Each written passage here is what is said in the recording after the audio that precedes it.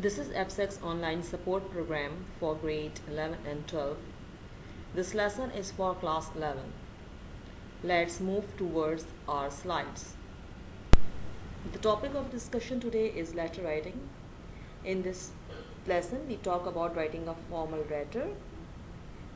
In that exam, this question comes bearing 8 marks. After the lesson, we believe that the students will be able to learn the forms and conventions of letter writing. They would be able to practice letter writing skills needed for exam success, obviously, and also they would know the importance of creating formal and informal documents. So what is a letter?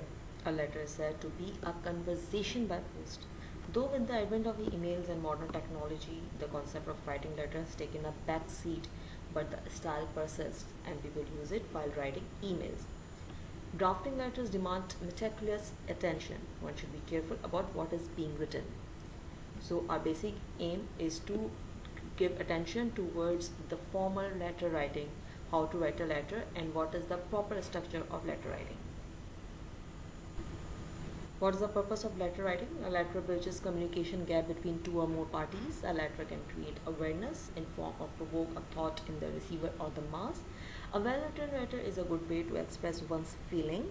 A heartful letter acts as a personal memoir and may be preserved by the receiver. Types of letters. A letter may be categorized into two types: informal letters and formal letters. Informal letters. These are also known as personal letters. They are usually written to acquaintances. These letters may or may not have a concrete reason of writing. They may be written just to share an experience, inquire about someone's how about, updating someone with a general incident, etc. In these letters, we cover personal letters, social invitation, congratulatory, apology letters, letters of condolence, sympathy, or thank you letters. Formal letters. A formal letter is one written in a formal and ceremonious language and follows a certain stipulated format. The letters are short and to the point. The foundation of these letters and categorization depends upon what is being discussed in the letters. These letters are written to discuss business, apply for service, make request, file or register complaints, etc. The formulation of formal letters, letters of application, official letters, and letter to the editors. So what is the format of formal letters? A formal letter must follow certain rules and conventions. Such a format helps in relaying the information in a professional way. It must be remembered that there are various such formats for formal letters that people follow. The one explained here is the one most commonly used for formal communication these days.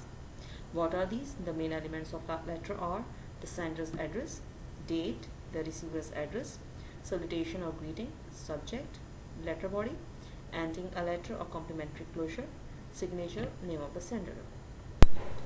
Let's discuss elements of formal letters one by one.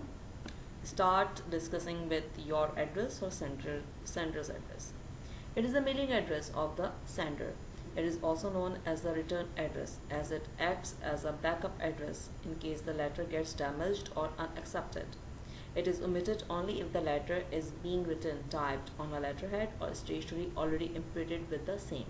Sender's address follows a typical format of writing as given below that consists of the designation of the sender, optional if you have any, then followed by the name of the organization and city and place, as written here.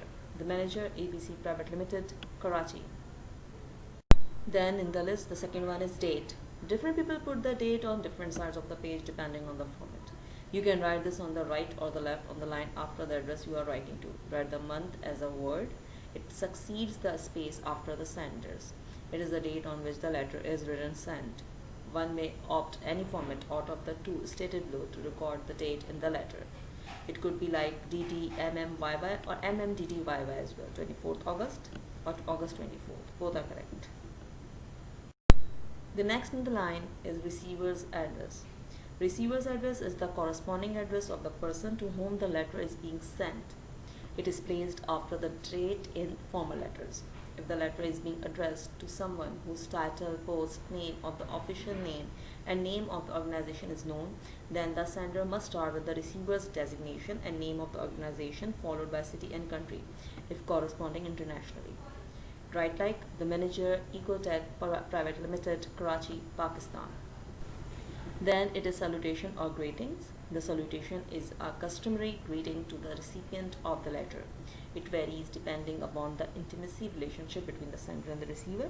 It usually begins with the word dear, followed by the title Mr., Mrs., Mr., or Doctor, if no, and the first name of the person. In case the gender and name of the recipient is not known, you must address the person as dear sir, dear madam. Dear Sir or Madam, if you don't know the name of the person you are writing to, use this. It is always advisable to try to find out the name first. Dear Mr. Jackson, if you know the name, use the title Mr., Mrs., Miss or Miss, Doctor, etc. and the surname only. If you're writing to a woman and do not know if she uses Mrs. or Miss, you can use Miss, which is for married and single women. Then it is subject. A subject determines the purpose of writing in brief. It helps the recipient to deal successfully with the aim of the letter. It is preceded with the word subject and is placed directly after the receiver's address or salutation. It should be clear and concise. The main purpose of the letter is written in one line. It must contain the matter for which you are writing the letter for. Then the letter body. The body of the letter is the most important element, obviously, of the letter. It can said to be the destination or journey as it lays the reason behind your writing. It includes the message the sender wants to convey. Formal letter is supposed to be organized in precise, clear, logical paragraphs to state your subject. There can be three subparts of the body of a formal letter for letter drafting as follows. Number 1. Introductory paragraph. Introduce the sender and explain the purpose of writing the letter in brief. Middle paragraph. It gives a complete detail of the matter. Concluding paragraph. Conclude by mentioning what you expect to be done by the editor. For example, you may want him to highlight the issue in his newspaper or magazine. Be sure to skip a line between the salutation and introductory paragraph, and also between the concluding paragraph and closure. Then it is ending letter or complimentary closure. It is a polite way to end your letter with respect. The traditional rule of etiquette in Britain is that a formal letter starting with dear sir or madam must end with yours faithfully, while a letter starting with sir, madam must end with yours sincerely. Yours faithfully, if you do not know the name of the person, end the letter this way. Yours sincerely, if you know the name of the person, and end the letter this way. Your signature, sign your name, then print it underneath the signature. 5 C's of letter writing. Knowing the 5 C's of business writing can help you write effective letters. Your letter should be clear. Make sure your purpose and intent is clear to the reader. Complete. Include all the necessary information. Concise. Include only necessary and relevant information. Courteous. Address the reader politely. Correct. Unscramble the following to find out what is meant by correct. These are jumbled words. Now please scramble them and you got it. So it's a sample of letter writing. Let's see that what does it say. It starts with sender's name ABC, then the address DEFT. Notice that there is a one line space, then date, again one line space, then receiver's name, the editor, then the designation, debiton, and the address as well, DEFT. Then subject. A statement should not be very long. It should be a one-liner statement. Then spacing, and then greetings, salutation. Then the whole letter body. You may write them in paragraph, at least 3 that we have discussed. Introductory paragraph, detailed paragraph, and obviously the concluding paragraph. You need to write down that what is the reason behind writing these by writing this letter, like why ban polybags, what is the reason behind it, and in the conclusion you may write about the measure that should be taken. After, you will write the greeting, and with the greeting, and never use apostrophe in yours. It should be yours without apostrophe. And then your name, ABC. Obviously you don't write your name in the paper, in the exam paper. Remember that you shouldn't add any factual information in the answer script while attempting a paper in the exam. What is the home task for you? Write a letter to the editor of a daily newspaper complaining about the construction work on your road in the middle of monsoon season, causing inconvenience to the people of your locality. So class, if you have any question, you are free to ask, but I insist you to go through the slides again. Also, go to the Google some letters, the formal, the past papers, and look at these writing pieces to get better understanding of letter writing. Formal letter writing is very important and its format is really very important. Please remember that it carries 8 marks. Go through it again and also look at some past papers.